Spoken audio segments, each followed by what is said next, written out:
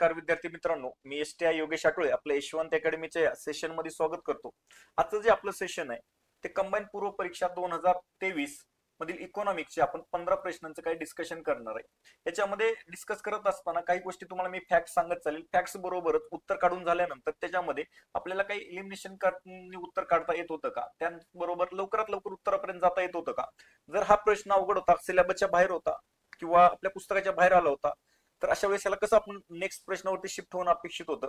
त्याचबरोबर काही प्रश्न असे असतात की आपल्याबरोबर जो काही डाटा आहे त्या डाटाचा वापर करून काही ऑप्शन इलिमिनेट करून अननोन प्रश्नाचं उत्तर काढता येतं. तर त्याचं असं काय होतं का या 15 प्रश्नांमध्ये, ह्याही गोष्टी आपण डिस्कस करणार आहोत. पहिला प्रश्न बघा काय आहे, तर खाली निकषाच्या आधारे 2011-12 या वर्षासाठी नियोजन आयोगाने दारिद्र्य रेषा निश्चित केली. आता आपण पुस्तकांमध्ये जर बघितलं जनरली सर्वजण अभ्यास करत असताना 2011-12 साठी आपण दोन आकडेवारी पाठ करतो. एक करतो सुरेश तेंडुलकर समितीच्या,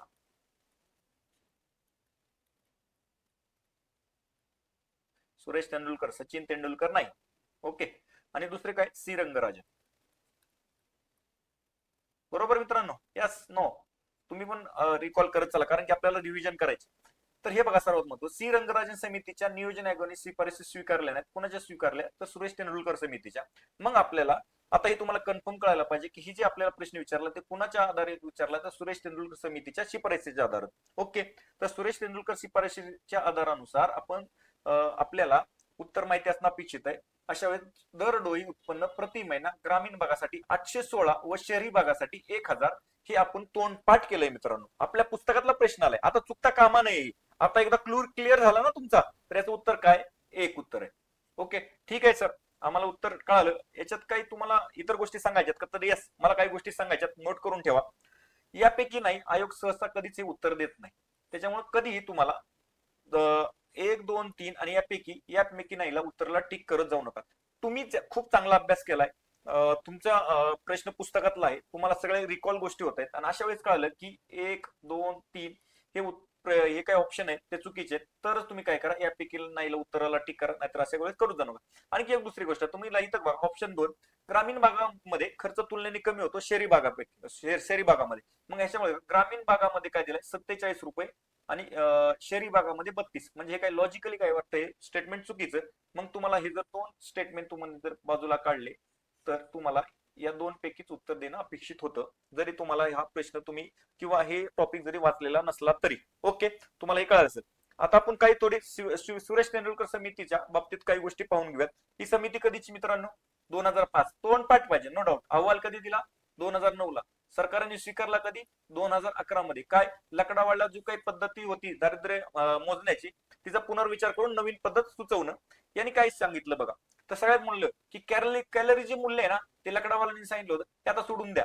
याच्यामध्ये काय करा, monthly per capita monthly consumption expenditure, बरोबर, ह्या गोष्टीचा वापर करा. याच्यामध्ये काय करा, तर अन्न बरोबरच काय, तर आरोग्य आणि शिक्षण हे दोन घटक नवीन सांगितले.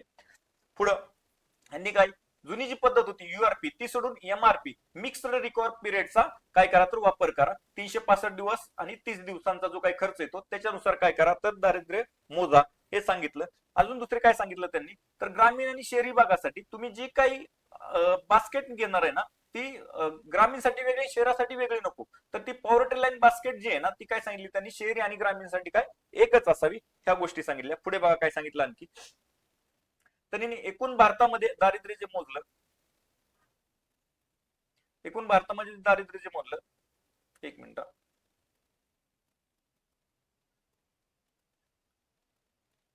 ते किती त्यांना सापडलं, तर 21.9. हे आपल्याला तोंडपाठ पाहिजे. 21.9, 21.9 हे तुमचं तोंडपाठ पाहिजे. आणि शहरामध्ये 13.7 आणि ग्रामीणमध्ये 25.7 ह्या गोष्टी येतात.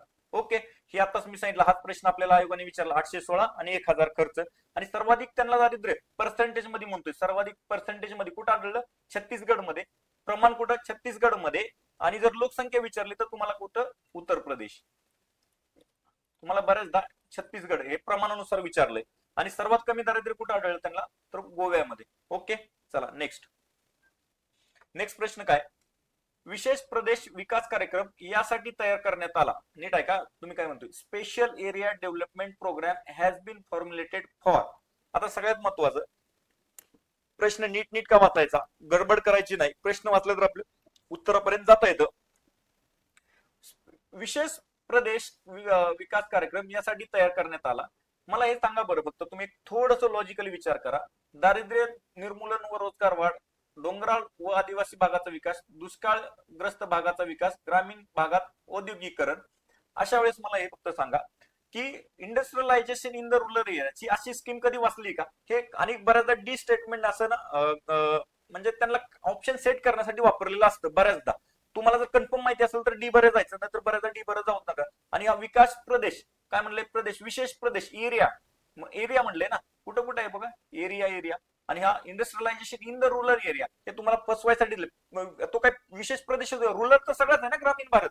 तर अशा वेळेस तुम्हाला नीट आहे का की industrialisation in the rural area हा ऑप्शन तुमचा अगोदर पहिला कट होतो. तुम्ही वाचला असेल तर 100% उत्तर बरोबर येणार आहे, म्हणजे ज्यांनी हा वाचलाय. पण ज्यांना थोडंसं लॉजिकली सोडवायचं त्यांच्यासाठी सांगतोय. अशा वेळेस तुम्ही जर डी जर तुमच्या ऑप्शन मधून जर डिलीट मारलं ना, तर हे डी निघून जातं. आणि तुम्हाला ए आणि बी आणि सी च्या संदर्भात मग डोंगराळ आदिवासी भागाचा विकास व दुष्काळ भागाचा विकास, ऍक्च्युली हे त्यांनी वाचलं ना, त्यांना माहिती विशेष प्रदेश कोणते होते, तर डोंगराळ प्रदेश, आदिवासी प्रदेश आणि दुष्काळग्रस्त प्रदेश. डायरेक्टच उत्तर येतं, कारण की दारिद्र्य आणि रोजगार वाढीच्या संदर्भातला कार्यक्रम नव्हता. मग ब आणि क याचं उत्तर येतं 3. तुम्हाला काही गोष्टी मी सांगतो आता, ह्याचा स्क्रीनशॉट काढून ठेवा. ह्याचा मी काय म्हणतोय, स्क्रीनशॉट काढून ठेवा. पुढे तुम्हाला ह्या योजनांची जी होत्या, दुष्काळ प्रवण क्षेत्र कार्यक्रम, डोंगराळ क्षेत्र प्रदेश कार्यक्रम, वाळवंट आणि सीमा क्षेत्र विकास कार्यक्रम, तर मी एक्सप्लेन करायला नाही आलेलो, तर हे तुम्हाला मी डाटा काढून दिलाय. तुम्ही काय करा की ह्याचा स्क्रीनशॉट काढा आणि ह्याचं रिवाइज करा, कोणत्या वर्षी ते सुरुवात झाले, क्षेत्र काय होतं आणि पंचवार्षिक योजनेत कोणता होता, आणि याची काय करा, रिवाइज करा. जर आला प्रश्न तर चुकायला नको. ओके, नेक्स्ट बघा. राजकोषीय नीतीची साधने कोणती? आता राजकोषीय नीती म्हणजे काय? एकूण जमा, सरकारची जमा, खर्च, काय जमा कशी होते, तर आपण कर व करेतर उत्पन्न, बरोबर. ते कुठे ठरवलं जातं, बजेटमध्ये ठरवलं जातं. आणि जर जमा आणि खर्च जर जास्त असेल जम्यापेक्षा, तर आपण काय करतो, तर कर्ज घेतो. ह्या 3 गोष्टी तर तुम्हाला माहिती आहेत, राजकोषीय नीती. मग अशा वेळेस मला सांगा की लोकशाही आणि संसद काय संबंध व्हायचा? आपण जास्त विचार जास्त आता बघा की ओव्हर थिंकिंग कशाला म्हणतात, इकॉनॉमिक्सला पॉलिटी बरोबर जोडणं, की नाही बजेट तर संसदेत मांडलं जातं, मग ते संसदेतून मान्यता घेतली जाते खर्चाला, हा मग संसद. हा जे ना, तो एक्स्ट्रा विचार आहे तुमचा. आणि हा जो एमपीसी मध्ये हा एक्स्ट्रा विचार काहीच कामाचा नाही. टू द पॉइंट राहा, बजेटच्या संदर्भात राहा. बजेटच्या संदर्भात काय, पब्लिक स्पेंडिंग म्हणजे काय, एक्सपेंडिचर, आणि पब्लिक डिबेट म्हणजे काय, खर्च, टॅक्सेशन आणि बजेट. बजेट म्हणजेच काय, राजकोषीय नीती. म्हणजे काय, ए आणि सी, ए आणि सी. खूप सोपं आहे. एक्स्ट्रा विचार केला तर चुकणार. नीट आहे का काय म्हणतो मी, एक्स्ट्रा विचार केला तर चुकणार. पुढचा प्रश्न, उज्ज्वल डिस्कॉम ऍश्युरन्स योजना. आता हे बघा की हे सर्वात महत्वाच्या काही गोष्टी समजून घ्या, की जो योजना येत आहेत ना, काही जुन्या योजना येत आहेत आणि काही रिसेंटच्या, असं मिक्स आहे योजना मी काय म्हणतो तुम्हाला, जे आयोग तुम्हाला प्रश्न विचारतोय ना, जुन्या योजना आणि नवीन योजना, पण बेसिक प्रश्न विचारते. तुम्हाला ती योजना किमान माहिती पाहिजे की काय आहे. तर नीट बघा की आता उज्ज्वल डिस्कॉम ही काय योजना होती आहे का माहिती, की जे राज्य सरकारचे जे काही ऊर्जेचे विभाग आहेत, तर त्यांना प्रोत्साहन देण्यासाठी केंद्र सरकारने सुरुवात केलेली ही योजना. म्हणजेच काय, तर ही ऍश्युरन्स योजना कोणी सुरू केली होती, तर केंद्र सरकारने. हे खूप सोपं आहे, फक्त आता बघून घ्या काही गोष्टी. ही कधी 2015ला पॉवर ऑफ मिनिस्ट्री चाकतर येते ही योजना. आणि ही काय तरी केंद्र सरकारची योजना आहे. हे तर तुम्हाला उद्दिष्ट मी सांगितलं. आणि असं पहिलं राज्य याच्यात सामील होणार काय, तर झारखंड. त्या काही फॅक्ट्स माहिती असावेत, जर पुढच्या भविष्यात प्रश्न आला तर तुम्हाला उत्तर सुटावं. ओके, नेक्स्ट बघा, सोपा प्रश्न होता. 2000 ऑगस्ट 1991 मध्ये भारतातील कर सुधारणा शिफारसीसाठी खालीलपैकी कोणती संयुक्त नियुक्त करण्यात आली होती? आता मला हे सांगा की हे टू द पॉइंट आहेत ना. आपण बजेट म्हटलं, राजकोषीय नीती, हा टॉपिक इतका नीटनेटका करून ठेवा की सांगितलं की 4-5 प्रश्न येतात. तुम्ही माझं लेक्चर पण बघितले असतील, त्याच्यात मी ह्या टॉपिक वरती खूप जोर देतो. आणि किती प्रश्न बेसिक आला की 1991 मध्ये सगळ्यांना माहिती पाहिजे की राज्याची लेया समिती, डायरेक्ट आणि इनडायरेक्ट डायरेक्ट टॅक्स दोन्हीच्या संदर्भात भारत सरकारने नेमलेली ही समिती. आता सर हे खूप सोपं होतं, पण बघा मी तुम्हाला काही गोष्टी सांगेल की ह्या काही महत्वाच्या समित्या आहेत. त्याच्यातल्या मी हायलाइट केलेल्या समित्या, काय कोल्डार समिती, हिने काय वेक, हा लक्षात राहू द्या लॉंग फॉर्म, हे 3 टॅक्स सांगितले होते, वेल्थ, एक्सपेंडिचर आणि गिफ्ट टॅक्स. बरोबर. त्यानंतर मी काही प्रत्येक समिती महत्वाचे, पण आता हे प्रत्येक समिती मी काय सांगत बसत नाही. मी आता हे लिहिलेलं काढतो आणि आता स्क्रीनशॉट काढा, कट. आणि हे काय करायचं तुम्हाला रिवाइज करायचं. आता आपण काय करतोय की पीवायक्यूचं अनालिसिस करतोय, त्यावेळेस मग त्या समितीवरती प्रश्न आला तर ह्या समित्यांवरती येऊ शकतो का, तर येस येऊ शकतो. अशा वेळेस या समिती तुम्हाला माहिती असणं अपेक्षित आहे. या जर मी हायलाइट केलं ह्या स्पेसिफिकली, या तर तुम्हाला माहिती असणं अपेक्षित आहे. ओके. नेक्स्ट प्रश्न, 26 प्रश्न. 2011-12 मध्ये एकूण श्रमशक्तीमध्ये स्वयंरोजगारी, नियमित रोजगार आणि प्रासंगिक रोजगाराचा काय हिस्सा आहे. आता मित्रांनो नीट लक्ष द्या. मी आता बघा बऱ्याच गोष्टी मी ना टू द पॉइंट तुम्हाला विचार करायला भाग पडतोय. टू द पॉइंट म्हणजे मला काय म्हणायचंय की एक्स्ट्रा मी काय बोलायचं नाही किंवा आपल्याला प्रश्नाच्या संदर्भात बघायचं. बघा ऑप्शन मध्ये मी आज पण सांगतो तुम्हाला, मी आज पण सांगतो की हे कोणत्याच पुस्तकात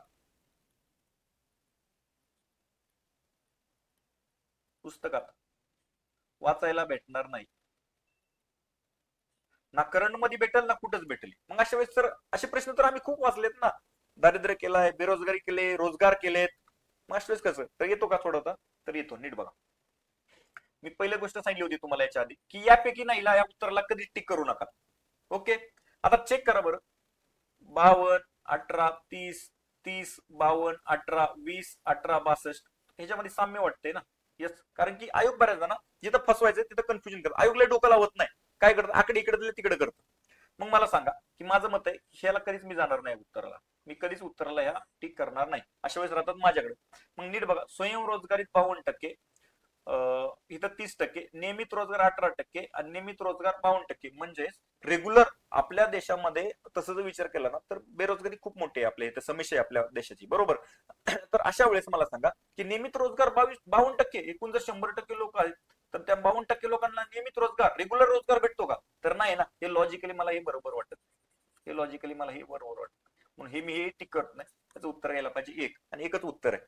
काय का माहिती, नीट आहे का, की असे 2-4 प्रश्न आपल्या आयोगाच्या पेपरमध्ये येतात. हे तुमच्या लॉजिक वरती सोडवायचे आणि ते जर सुटले ना तर तुम्ही इतर मुलांच्या तुलनेत पुढे असता. तुम्ही ओव्हर विचार केला तर चुकतात. त्यापेक्षा एक आपल्या डाटाच्या वरती आपण जे काय आतापर्यंत वाचले त्याच्यावरती जर अनालिसिस करून जर उत्तरापर्यंत गेलो तर आपलं एक्झॅक्ट उत्तर बरोबर येतं. नेक्स्ट प्रश्न बघा.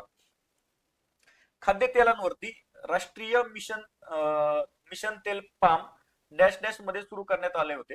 आता नीट आहे का की हा 2023 चा प्रश्न आहे. आणि आपण ना बरेचसे तेल आपण काय करतो तर आयात करतो. आपल्या देशामध्ये तेलाचा तुटवडा आहे आणि त्याच अनुषंगाने हा विचारला गेलेला प्रश्न आहे.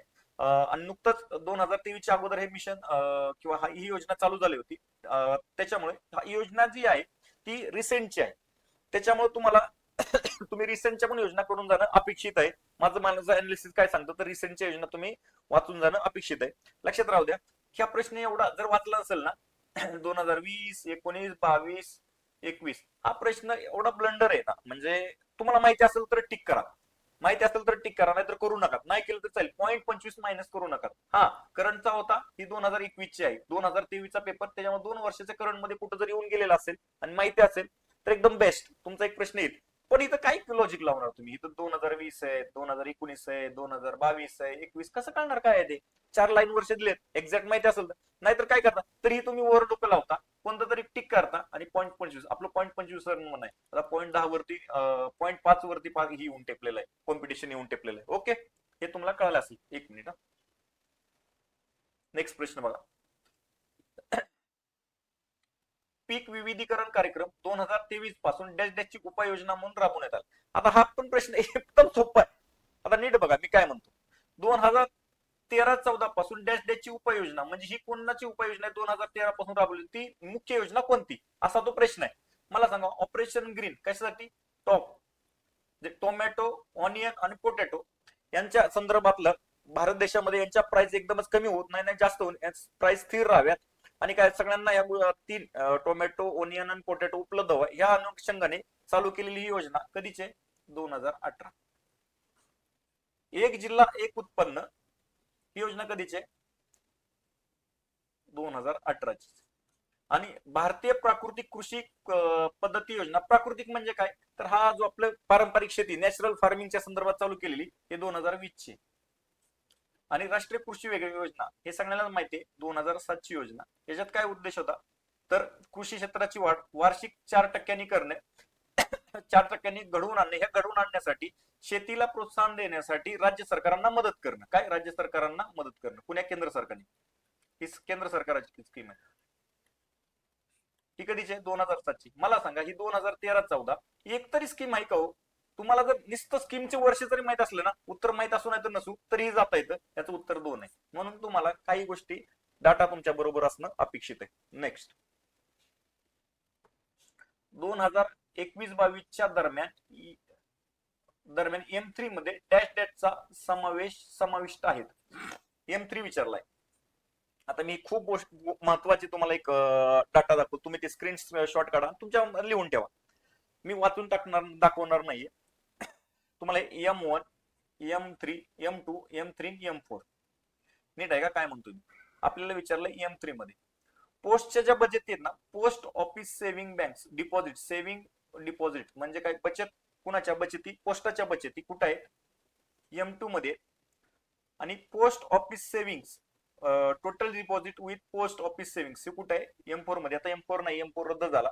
पण तरी पण पोस्टच्या जे दिसतंय ना तुम्हाला, कुठं दिसतंय बघा, हे M2 आणि M3 मध्ये, M4 मध्ये. ओके, M4 M1 काय म्हणतो, M3 काय म्हणतोय नीट बघा. आता M1 मी 2 गोष्टी क्लिअर केल्या. M2 मध्ये आणि M4 मध्ये पोस्टच्या संदर्भात असतं. आपल्याला M3 म्हणजे काय, M1 म्हणजे काय, currency with public, demand deposit आणि other deposit with arm. C plus DD plus OD हे पाठच करायचं. C plus DD plus OD. C काय म्हणजे करन्सी पब्लिक बरोबर, डिमांड डिपॉझिट बँकेमध्ये ज्या लोकांच्या ज्या बचत आहेत त्या डिमांड मागता क्षणी देणाऱ्या ठेवी, आणि OD other deposit with RBI. हे M1 म्हणजे हे बरोबर हे आहे. आणि दुसरं काय तर time deposit with banking scheme. Time deposit मध्येच काय तर काही दिवसानंतर काढणार फिक्स्ड डिपॉझिट आणि रिकरिंग बरोबर ह्या गोष्टी येतात. म्हणजे M3 मध्ये M1 प्लस ह्या गोष्टी येतात, M2 येत नाही. M2 मध्ये काय तर पोस्ट ऑफिसच्या आणि पोस्ट, M4 मध्ये पोस्ट ऑफिस. मला सांगा मग आपल्याला जो विचारलाय तो M3 विचारलाय. काय विचारलाय? M3. M2 मध्ये फक्त पोस्ट येतात, पोस्ट येतं M2 मध्ये, आणि M4 मध्ये एकूण ठेवी येतात. M3 मध्ये M1 प्लस काय टाइम डिपॉझिट बरोबर. मग बँकातील मुदत ठेवी आणि मॅग्नेट ठेवी म्हणजे क आणि ड. लॉजिकली तुम्ही अभ्यासाचा अप्रोच कसा आहे ना तुमचा, हे खूप महत्वाचं ठरतं. तुमचा अप्रोच खूप मॅटर करतो. जर तुमचा अप्रोच नसेल ना तर हे तुम्ही वरील पैकी सर्व करून येणार. सर आम्हाला कोणीतरी सांगितलंय वरील पैकी सर्व करायचं आणि चुकून येणार. मग माझी अपेक्षा आहे तुम्ही की आता मी इरेज करतो आणि याचा तुम्ही स्क्रीनशॉट करून ठेवाल आणि कुठेतरी लावून ठेवा, आणि खूप सोपं आहे. तर इथून पुढे तुमचा एकही प्रश्न चुकणार नाही असं मला वाटतं. ओके, नेक्स्ट प्रश्नाकडे जाऊया. 2023-24च्या अर्थसंकल्पात खालीलपैकी कोणाला प्राधान्य देण्यात आले? सर आता काय करायचं, आता हे प्राधान्याचे घटक ना बरेचदा आता मी म्हणतो 23-24चा जर अर्थसंकल्प वाचला तर नीट आहे, सर्वसमावेशक इन्क्लुसिव्ह ग्रोथ आहेच, हरित हे सगळंच आहे. आता तुम्ही म्हणतो इथं मात्र तुम्ही वरील सर्व सांगितलं, आता फेकायला मी काही फेकू शकतो, पण हे चुकीचं आहे. नीट आहे का? तुम्हाला गंडवणं म्हणजे एखाद्याची दिशाभूल करणं हे मला जमत नाही. जे काय आहे ते तोंडावर बोलायचं, खरं बोलायचं. नीट आहे का? की याच्यामध्ये तुम्हाला हे माहिती असणं अपेक्षित आहे हे घटक, नाहीतर तुम्ही काय तर हे करून जाताल. त्याच्यासाठी 2023-24चा अर्थसंकल्प वरून माहिती असणं अपेक्षित आहे. ज्यावेळेस तुम्हाला उत्तर माहित नसतं त्यावेळेस वरीलपैकी सर्व केलं तर बऱ्याचदा प्रश्न बरोबर येतात. नीट आहे का? वरीलपैकी सर्व केलं तर बरोबर येतात. मात्र याच्याच मागच्या प्रश्नामध्ये गेला असता तर तुम्ही चुकला असता, मात्र हे प्रश्नाचं उत्तर बरोबर आलं असतं. आणि इथं आर्थिक क्षेत्र, युवा शक्ती, हरित वाढ आणि हे सगळे बजेटमध्ये सगळ्यांच्या संदर्भात तरतुदी असतात, कोणताच घटक सोडलेला नसतो. अशा वेळेचं उत्तर काय येणार आहे? 4. ओके, नेक्स्ट प्रश्न बघा. 12व्या वित्त आयोगाने राष्ट्रीय आपत्ती निवारण आपत्तीच्या निधीची योजना केंद्र आणि राज्याच्या डॅश डॅश योजनाच्या प्रमाणात चालू केली. आता बघा चालू कोणता? 15वा वित्त आयोग बरोबर. आता 16वा पण स्थापना झाली. तुम्हाला विचारलंय 12वा. अवघड आहे ना? अवघड वाटतं ना? ठीक आहे, अवघड वाटतं तर ठीक आहे. बघा केंद्र आणि राज्य नीट बघा. केंद्राचा वाटा कधीही जास्त असतो, आजपर्यंत ऐकलेलं आहे. असं कधीच होत नाही की केंद्राचा वाटा कमी आणि राज्यांचा वाटा जास्त. त्याच्यामुळे 25-75 ह्याला काहीच लॉजिकली हे चुकीचं आहे. हे लॉजिकली. आणि 90-10 हा विशेष राज्यांसाठी असतो, नॉर्थ ईस्टचे राज्य आणि डोंगराळ प्रदेशासाठी असतो. त्याच्यामुळे इतर राज्यांना विचारले त्याच्यामुळे हे उत्तर येणार नाही. आता हे 50-50 मध्ये आणि 75-25 मध्ये. आता जनरली आपल्या स्कीम जे आहेत ना 60 आणि 40 असे आहेत आता सध्याच्या चालू, बरोबर, मदतीच्या. 50-50 कुठेही बघितलेले भेटले तर लॉजिकली उत्तर तुम्हाला 3 कडे जायला पाहिजे. जरी माहिती नसलं तरी 3 उत्तर टिक करायला पाहिजे. परंतु नीट बघा, 15व्या मध्ये पण आपत्ती निवारणाच्या संदर्भात 75-25, 75-25, 2000 पासून 11, 12, 13, 14, 15 मी काढलंय, मला हे शोधायचं होतं. कारण नेमकं हे कधीच बदलत नाही, कारण की हा एवढा बदलणारा पार्ट नाहीये. तर बघा, हा जो निधी देण्याच्या संदर्भातलं जे केंद्राचा आणि राज्याचा वाटा, तर 75-25, 75-25, 75 हे आता पाठ करून ठेव. आणि हे काही अवघड नव्हतं, हा सोपा प्रश्न होता, लॉजिकली पण सुटला असता, प्लस पुन्हा नाही कुण्या 15वा वित्त आयोग तर केलेला आहे आपण 75-25 निधीचा, त्याच्यामुळे ह्याच लॉजिकने जरी गेला असता तर हे उत्तर आलं असतं. Okay, next. खालीलपैकी कोणते विधान अयोग्य आहे? आता हे खूप महत्वाचं, आता नीट बघा, गडबडीत जर केलं तुम्ही, गडबड केली परीक्षामध्ये, तर अयोग्य योग्य याच्यामध्ये पुस्तक तुम्हाला चुकीचं ओळखायला लावलंय. चुकीचं. UTGST केंद्र सरकार आणि केंद्रशासित प्रदेशाद्वारे गोळा केला जातो, नीट आहे का? युटी वरती, युनियन टेरिटरीज वरती कोणाचा केंद्राचा कंट्रोल असतो. युनियन टेरिटरीला ज्या राज्यांमध्ये स्वतःची विधानसभा नाही अशामध्ये ना त्यांना स्वतःचा स्टाफ नाहीये, त्यांच्याकडे स्वतःचे कर्मचारी नाहीत, ते सगळे केंद्राचे कर्मचारी आहेत. त्याच्यामुळे हा जो टॅक्स युटीजीसीचा आहे ना तो कोण गोळा करतं माहिती का? तर हे केंद्र सरकारच गोळा करतं. हे तुम्हाला माहितीच नाही, हे स्टेटमेंट चुकीचं आहे. आयजीएसटी केंद्र सरकार आणि राज्याचं, आयजीएसटी म्हणजे इंटिग्रेटेड टॅक्स, हा कोण करतं? तर आयजीएसटी म्हणजे काय? एका राज्यात, आपलं महाराष्ट्र आणि गुजरात मधून एखादा माल आपल्या महाराष्ट्रामध्ये आला, कुठून? गुजरात मधून. कुठं आला? महाराष्ट्रामध्ये. तर याच्यावरती काय लागतो? आयजीएसटी लागतो, इंटिग्रेटेड टॅक्स. आणि एखादी वस्तू महाराष्ट्रातून विकली गेली तर त्याच्यावरती सीजीएसटी आणि एचजीएसटी लागतो. हे आधी एचजीएसटी, हे लक्षात राहू दे. दुसऱ्या राज्यातून एखादी वस्तू दुसऱ्या इतर राज्यात विकली गेली तर काय, कोणता टॅक्स लागणार? आयजीएसटी. आणि राज्यात विकली गेली तर 2 टॅक्स लागणार, सीजीएसटी आणि एचजीएसटी. सी म्हणजे सेंट्रल, एस म्हणजे स्टेट. ओके. तर आयजीएसटी कोण गोळा करतं? तर राज्य सरकार नाहीये, तर केंद्र सरकार करतं. तर अशा वेळेस काय, दोन्ही स्टेटमेंट काय तर चुकीचे आहेत. ओके, नेक्स्ट प्रश्न बघा, की मानव विकासाच्या निर्देशांकामध्ये, एक मिनिट मी पेन घेतो. मानव विकास निर्देशांकामध्ये बहुआयामी निर्देशांकाचे डॅश डॅश हे 3 आयाम प्रतिबिंब. खूपच सोपं ना, तुम्ही जर वाचला असेल तर कोणच चुकणार नाही. हा, शिक्षण, आरोग्य आणि जीवनमानाचा दर्जा, म्हणजेच काय, राहणीमान. उत्पन्नाचा काही संबंध नाहीये. ब कड. सर तुम्ही तर काय टिक टिक नसते रे दाद्या, काय तुम्हाला हिस्ट्री कधी लागते माहितीये का? खूप सारा अभ्यास करायला लागतो आपल्याला, खूप मेहनत केली सकाळपासून संध्याकाळ, असे काही जोपर्यंत पास होत नाही ना तोपर्यंत आपल्याला तप करायचे असतात लायब्ररीमध्ये, ती पुस्तकं वाचायची असतात. त्यानंतर तुमचं लॉजिक हे से डेव्हलप होत असतं.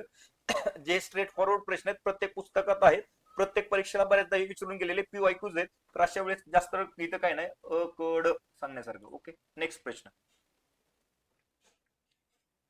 सप्टेंबर 2001 मध्ये जवाहर ग्राम समृद्धी योजना आणि रोजगार शाश्वती योजना डॅश डॅश डॅश या योजनेमध्ये एकत्रित करण्यात आले. आता नीट आहे का मी काय म्हणतो? खूप महत्वाच्या गोष्टी काही सांगणार तुम्हाला इथे. जुन्या जर योजनांचा जर पॅटर्न बघितला ना तर सगळ्यात महत्वाचं बघा, एक ग्रामीण, ग्रामीणसाठी वेगळ्या योजना आहेत आणि शहरासाठी. ही जवाहर ग्राम समृद्धी योजना, नीट आहे का? तर इथं बघा बरं, वाचलं ना तर कुठं बघा, गडबड करायची नाही अशा वेळेस उत्तराला. सुवर्ण जयंती शहरीचा, ग्रामीणचा शहरीचा काय संबंध येईल का?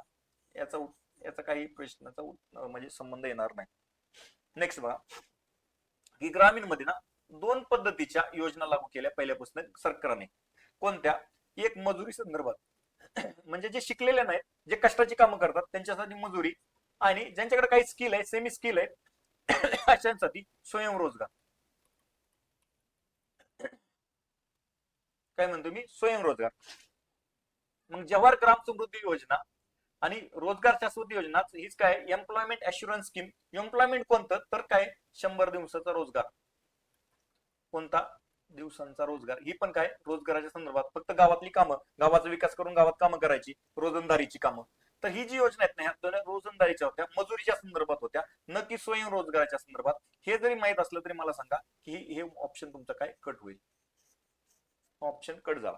आता संपूर्ण ग्रामीण योजना तुम्हाला माहिती, संपूर्ण ही ग्रामीण रोजगार योजना आपल्याला रोजगाराच्या संदर्भात जायचं. इथं बघा प्रधानमंत्री ग्रामोदय योजना, रोजगाराचा काय संबंध आहे का? तर नाही.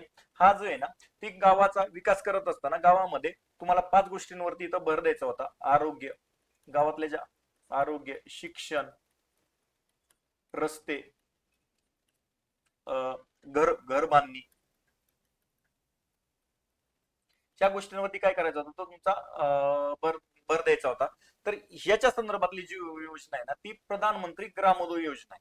मग याचा काही रोजगाराच्या संदर्भात संबंध नाही. लोकांच्या जीवनमानाच्या संदर्भातली ही योजना होती प्रधानमंत्री रोजगाराच्या संदर्भातली एक योजना.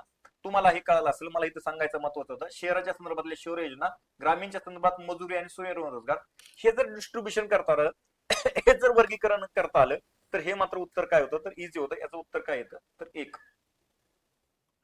याचं उत्तर एक. नेक्स्ट,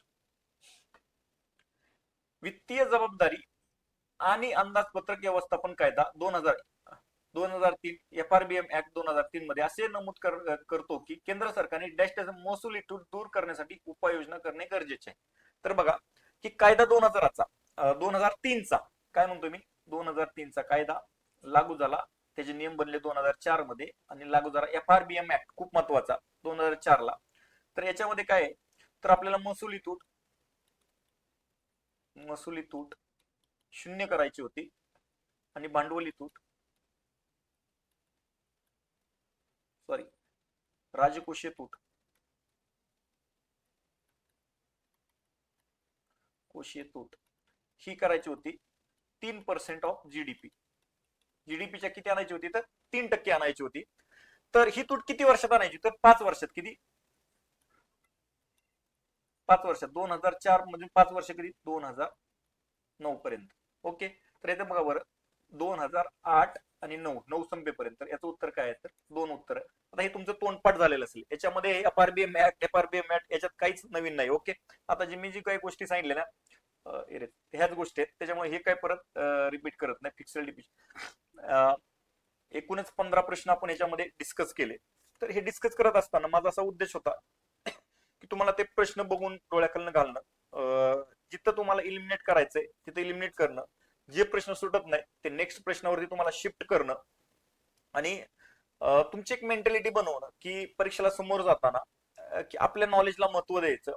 नॉलेजला महत्व देत असताना जर प्रश्न येत नसेल तरच काय करायचं आपल्याला की आजूबाजूला आपल्याला काय मिळतंय का, म्हणजे आपला ज्ञानाचा वापर करून तो प्रश्न सुटतोय का, आणि तो प्रश्न सोडवायचा प्रयत्न करायचा असता.